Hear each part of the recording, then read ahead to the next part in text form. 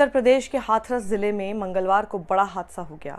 यहाँ साकार हरि उर्फ भोले बाबा के नाम से मशहूर बाबा का एक दिवसीय सत्संग चल रहा था। वहां पर बच्चों के साथ महिलाएं और पुरुष बाबा का प्रवचन सुन रहे थे। लगभग 1:45 बजे सत्संग खत्म हुआ। बाबा के सत्संग में आए हुए श्रद्धालु बाहर सड़क की ओर निकलने लगे, तभी भगदड़ मच गई। हादसे में अब तक 120 लोगों की मौत की खबर है। इस बड़े हादसे के बाद हर शख्स ये जानना चाहता है कि आखिर कथावाचक साकार हरि बाबा उर्फ भोले बाबा कौन है, जिनके सत्संग में इतनी ज्यादा तादाद में श्रद्धालु पहुंचे हुए थे। आइए जानते हैं बाबा साकार हरि उर्फ भोले बाबा के बारे में। आखिर कौन है ये स्वयंभू भोले बाबा उर्फ साकार हरि? साकार हरि बाबा उर्फ भोले बाबा का असली नाम सूरजपाल सिंह है। बाबा कासगंज के पटियाली के रहने वाले हैं। करीब 17 साल पहले पुलिस कांस्टेबल की नौकरी छोड़कर सत्संग करने लगे। ये खुद बाबा के दावे हैं। दावा तो यहां तक है कि बाबा आईबी में रहे हैं। अब ये दावा कितना फर्जी और कितना असली है, बोलने वाले ही जाने। मैंने आपको बाबा की पृष्ठभूमि समझा दी है, अब असली मुद्दे पर आते हैं। अब सवाल है कि 120 से ज्यादा लोग भगदड़ में मर गए। ये अलग अलग मीडिया रिपोर्ट्स में कम ज्यादा हो सकता है आंकड़ा, लेकिन खुद उत्तर प्रदेश के डीजीपी प्रशांत कुमार ने कहा है कि घटना में 116 लोगों की मौत हुई है। आपको मुख्य सचिव महोदय ने बता दिया, ये संख्या कोई हमारे और उनके अलग नहीं है। उन्होंने बता दिया कि 116 लोग की मृत्यु की। सैकड़ों घर उजड़ गए, बच्चे यतीम हो गए, किसी की पत्नी किसी का पति हमेशा के लिए बिछड़ गए।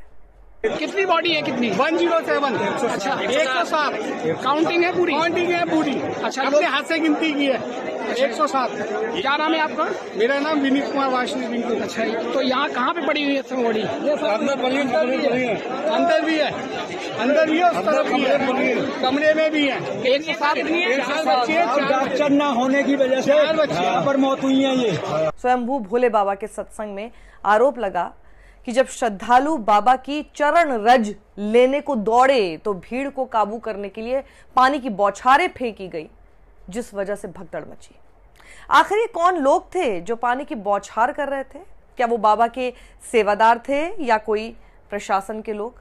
अगर थे तो नैतिक रूप से बाबा ही जिम्मेदार है 120 से ज्यादा मासूम जिंदगियों की मौत के। जागो हिंदू जागो, सोचिए और समझिए, ये भयावह हादसा किसकी गलती से हुआ? ये मौत का तांडव किसकी लापरवाही से हुआ? आखिर 50,000 से ज्यादा की भीड़ आखिर कैसे जमा हो गई? किसकी इजाजत ली थी? और इजाजत ली थी तो इंतजाम क्या किए गए?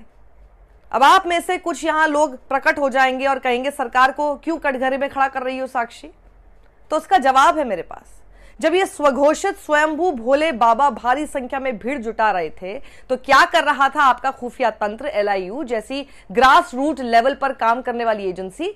आखिर बाबा के इरादों की भनक कैसे नहीं लगी, ये भी एक सवाल है। पत्रकार मिथिलेश धर का ये ट्वीट आप लोगों के ऊपर है, इसलिए इसे ध्यान से सुनिएगा।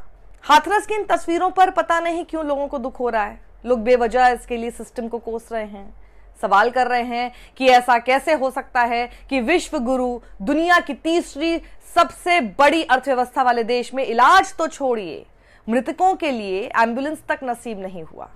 तो क्या हुआ? इसके लिए इतना विलाप करने की जरूरत ही नहीं है, क्योंकि इसके लिए बस हम जिम्मेदार हैं। क्यों? क्योंकि स्वास्थ्य, शिक्षा जैसे बुनियादी जरूरतें हमारे लिए धर्म, जाति, मंदिर, मस्जिद के बाद आती हैं ना। हमने सरकारों को इन सब कामों के लिए कभी चुना ही नहीं। कुछ दिनों बाद ये सब भुला दी जाएंगी। हम फिर मंदिर मस्जिद करने लगेंगे, कपड़ा, रंग ढंग देखकर इंसान की पहचान करने लगेंगे और फिर किसी बड़ी घटना के बाद हम नींद से जागेंगे और सुविधाओं की दुहाई देने लगेंगे। ये क्रम ऐसे ही चलता रहेगा तब तक जब तक हम अपनी प्राथमिकताओं पर विचार नहीं करते। नेहा सिंह राठौर जब ये ट्वीट करती हैं तो IT सेल ट्रोल करने पहुंच जाती है ताकि जो लिखा है उसकी सत्यता पर आपका ध्यान चला ना जाए। पत्रकार रोहिणी सिंह का यह ट्वीट भी आपकी आंख कभी खोलेगा या नहीं, ये मुझे नहीं पता, पर वो लिखती है राम मंदिर के इनॉग्रेशन के इंतजाम एकदम पुख्ता थे क्योंकि वहां पहुंचने वाले लोग अमीर और ताकतवर थे। सुरक्षा इंतजाम में प्रशासन ने यही लापरवाही वहां क्यों नहीं दिखाई थी? क्योंकि हाथरस में पहुंचने वाली जनता गरीब थी। ऐसे हैं दो तरह के भारत।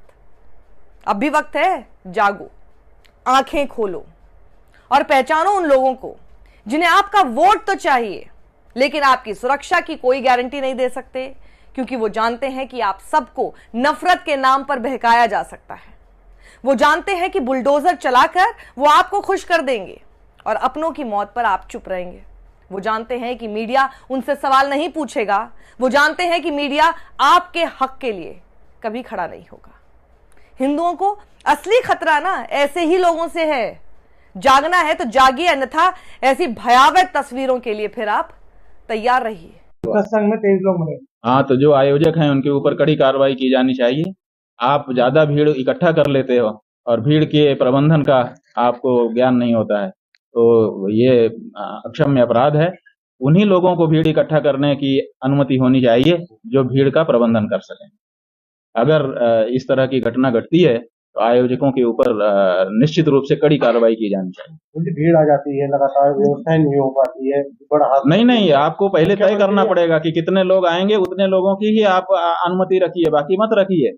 और इस तरह का प्रचार मत करिए, लिमिटेड व्यवस्था बनाइए। ये जो आप कर देते हैं, असंख्य लोगों को बुला लेते हैं और व्यवस्था आपके पास कुछ नहीं होती है, ऐसी 2-3-4 घटनाएं और भी पहले हो चुकी हैं। सवाल मेरा आम जनता से भी है, आप लोग इन बाबाओं को सिर आंखों पर क्यों बिठा देते हो? आपको केवल परम पिता परमेश्वर, अखिल लोक नायक, उस ईश्वर के सामने झुकना चाहिए ना किसी स्वघोषित बाबा के आगे।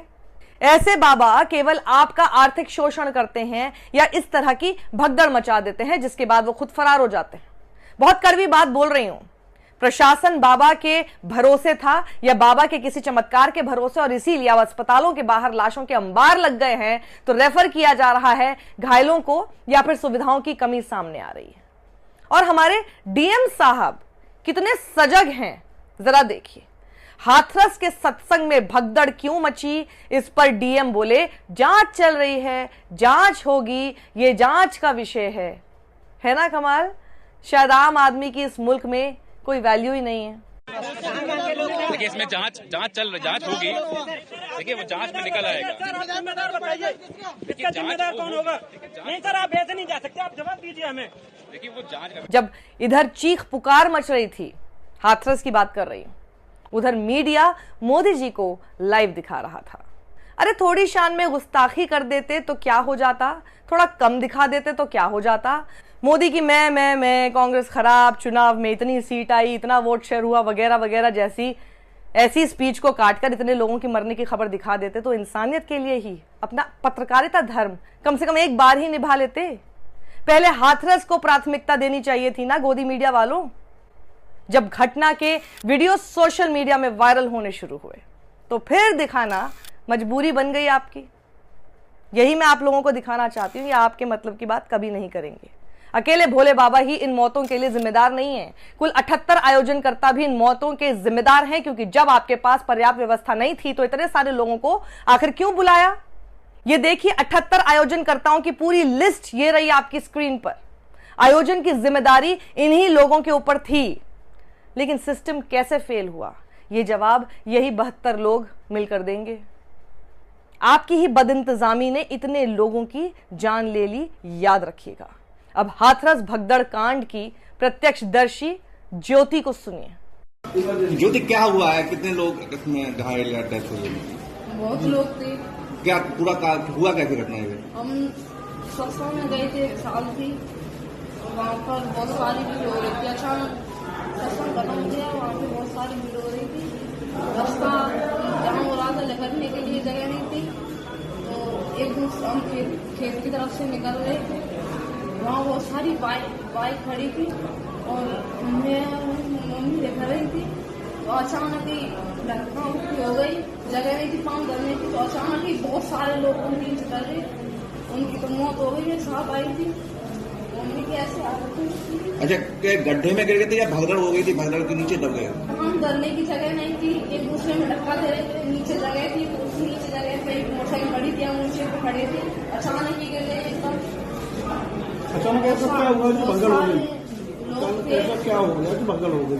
मिसाल सच बोलो, आप सत्संग खत्म हुआ, जब जनता जा रही थी तब ऐसा हुआ, सबको लगने की पड़ रही थी। अच्छा, कितना बेटा कितने लोगों को ऐसा लगता घायल हुए या डेथ हुई? बहुत सारे लोग थे, बहुत सारे लोग हैं इसमें। तो सुना आपने, सत्संग के बाद सबको निकलने की जल्दी हो रही थी, रास्ता चौड़ा नहीं था, अचानक हमें पीछे से धक्का लगा और भगदड़ मच गई, ऐसा कहा इन्होंने।